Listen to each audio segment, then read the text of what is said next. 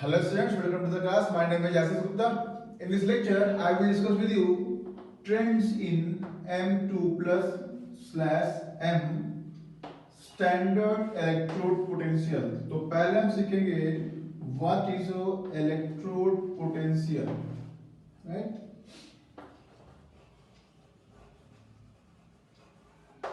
Electrode potential.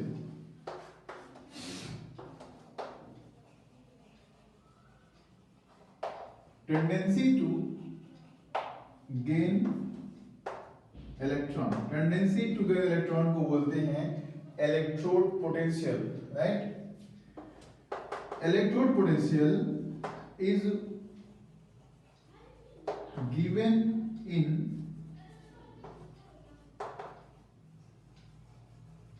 Volts.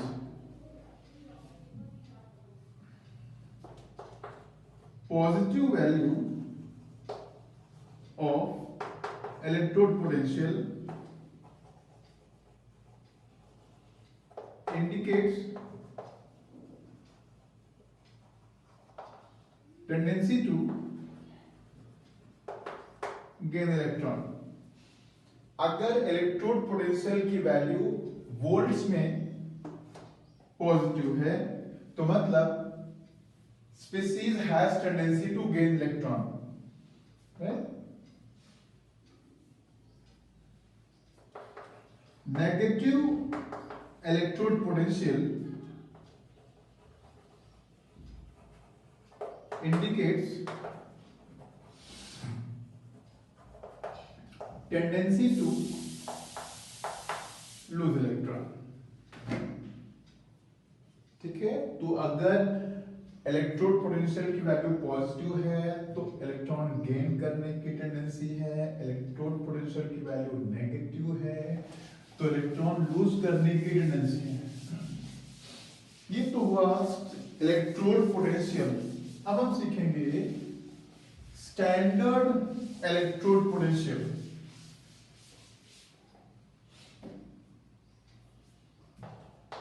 Standard electrode potential E naught, electrode potential at standard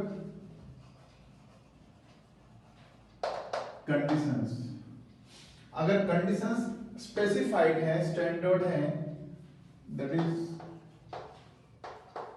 298 kelvin and 1 bar। अगर इस conditions में electrode potential दिया हुआ है तो उसको बोलते हैं standard electrode potential, right.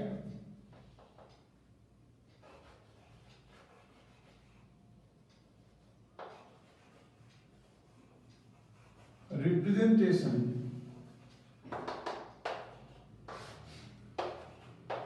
M2 equals +2 electron gives M solid। तो ये है standard electrode potential. Unless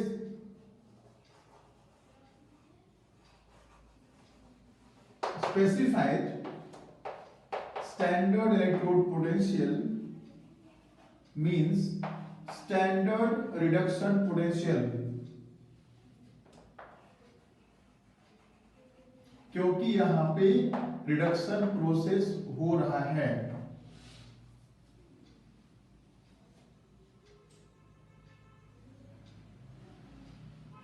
the process, reduction potential का प्रोसेस क्या होता है?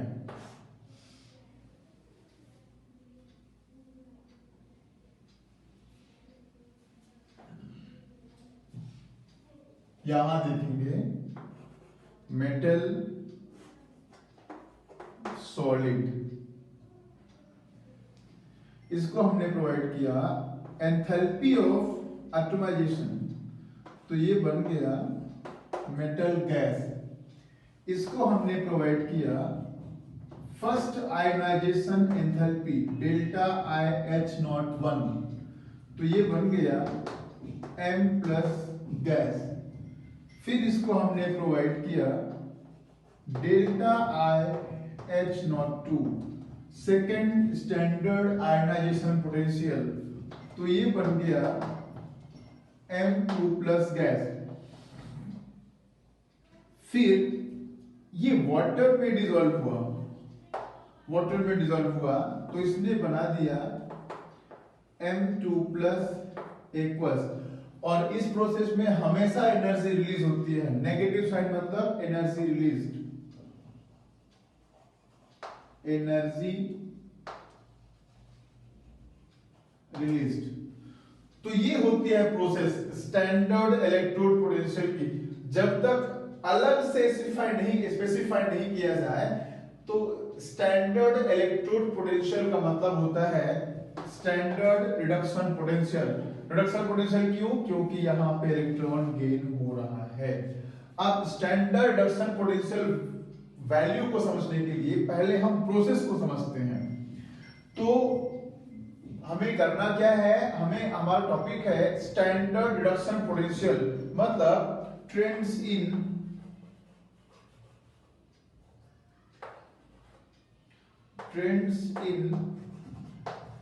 M2 plus slash M standard electrode potential, ये हमारा टॉपिक है, right. Trends in M2 plus slash M, यहां पे स्पेसिफाई नहीं किया है, ये है एक्वस और ये है। मुझे यहां से यहां जाना है और इन सब में क्या ट्रेंड होता है वो हमें देखना है, राइट। तो प्रोसेस क्या है, हमें यहां से यहां जाना है और यहां से यहां जाने में अगर वैल्यू पॉजिटिव है इलेक्ट्रोड पोटेंशियल की, तो मतलब इसकी इलेक्ट्रॉन गेन करने की टेंडेंसी है। और अगर यहां से यहां जाने में जो वैल्यू आए वो नेगेटिव आए, तो मतलब ये हुआ कि मेटल से केटायन बनने की टेंडेंसी है।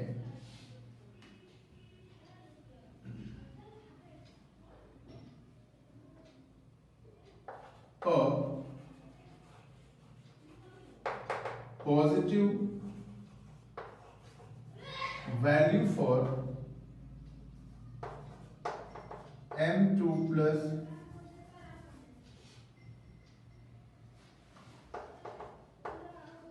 aqueous plus 2 electron gives M solid,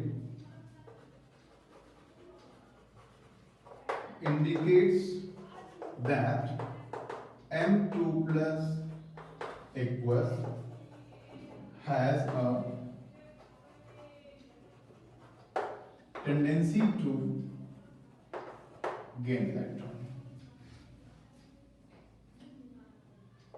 A negative value for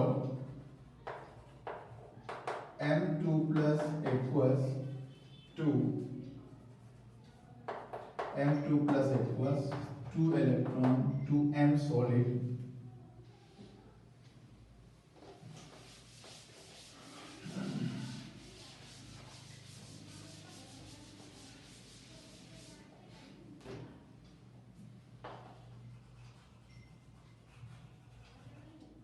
indicates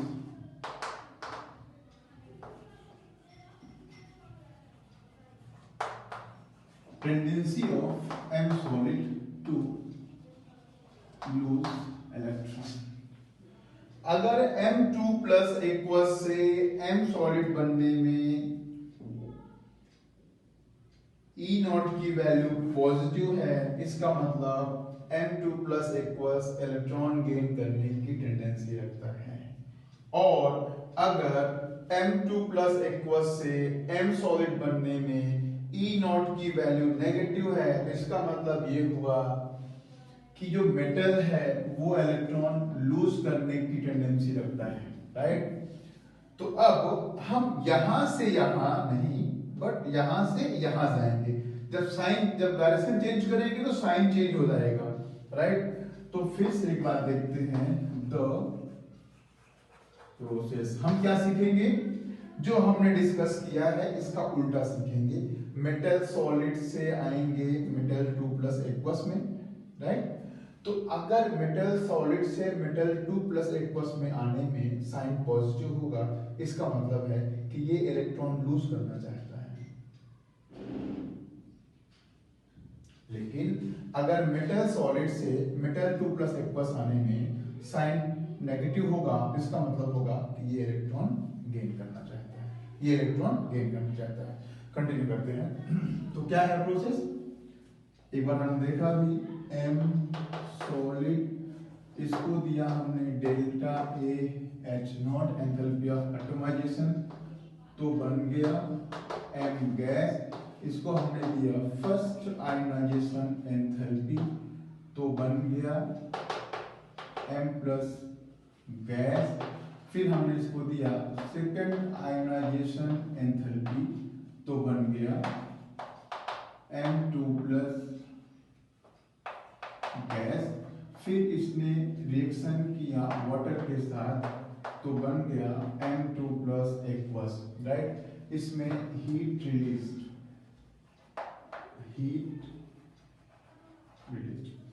तो क्योंकि हमने स्टार्ट यहां से किया है और जा रहे यहां पे, जब यहां से यहां जा रहे थे तब नेगेटिव वैल्यू का मतलब पॉजिटिव वैल्यू का मतलब होता है कि M2 प्लस इलेक्ट्रॉन गेन करेगा।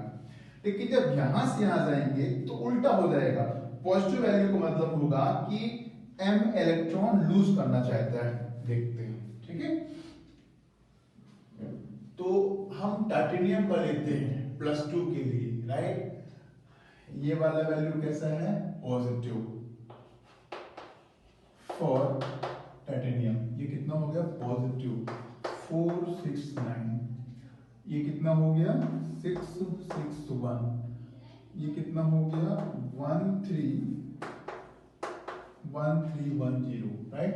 तो यहां तक पॉजिटिव है, तो इसको ऐड कर लेते हैं। तो 0 कैरी 1 7 6 7 7 14 कैरी 1 5 and 9 14 कैरी 1, तो हो गया 2 -2440, सॉरी ये सब प्लस में है, +2440, राइट। अब यहाँ पे वैल्यू क्या आ रही है, -1886। तो ये हो गया 4 और 13 -8 तो हो गया 5, 13 -8 तो हो गया 5, तो पॉजिटिव 554।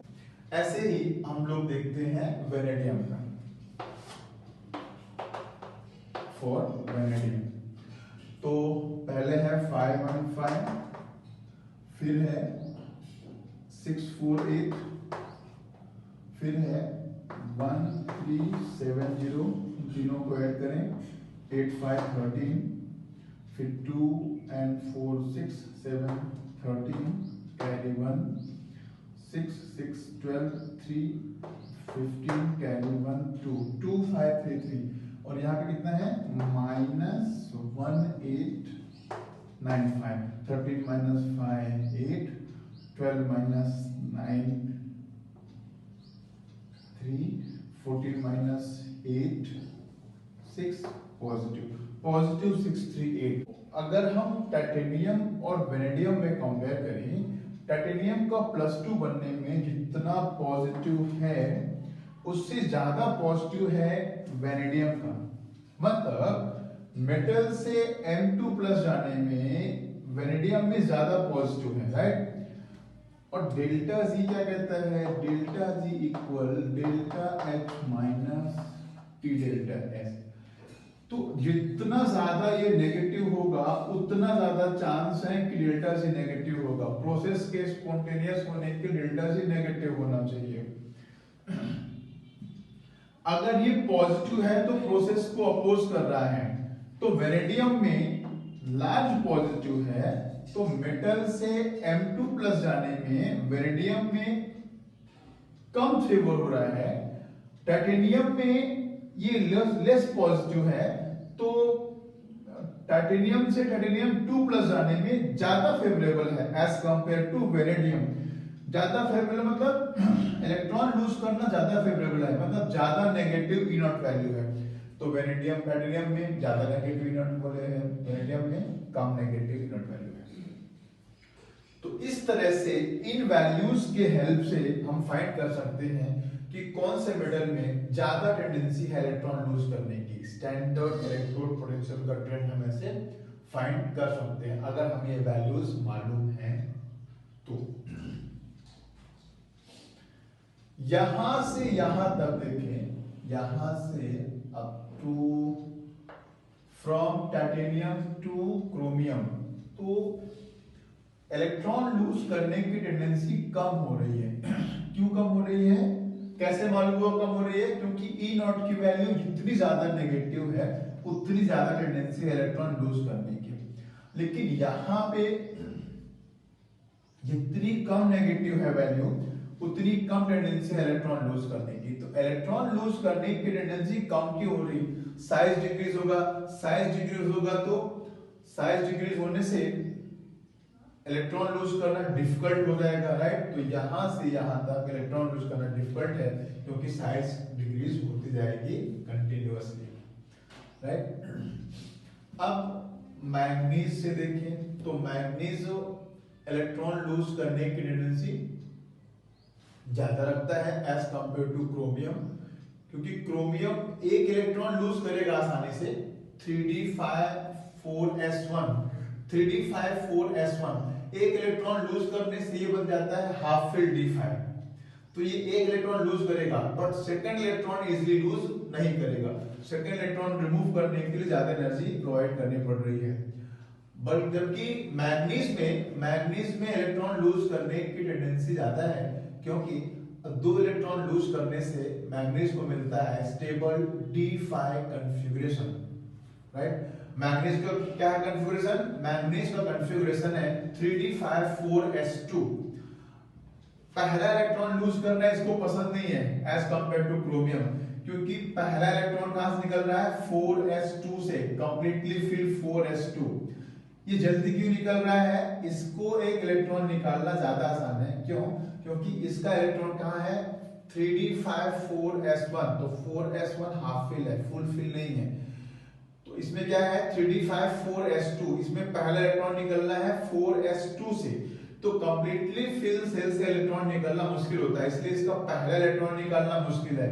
फर्स्ट आयोनाइजेशन एंथैल्पी ज्यादा है। वहीं पे मैग्नीज का सेकंड इलेक्ट्रॉन निकलेगा 3d5,4s1, तो सेकंड इलेक्ट्रॉन निकलेगा 4s1 से। अब अगर 4s1 से इलेक्ट्रॉन निकल जाए तो स्टेबल d5 कॉन्फ़िगरेशन मिल जाएगा, इसलिए जल्दी ये इलेक्ट्रॉन लूज करना चाहता है। तो क्रोमियम के कंपैरिजन में इसका इलेक्ट्रॉन लूज करने का टेंडेंसी ज्यादा है, कम एनर्जी लेके इलेक्ट्रॉन लूज कर देता है।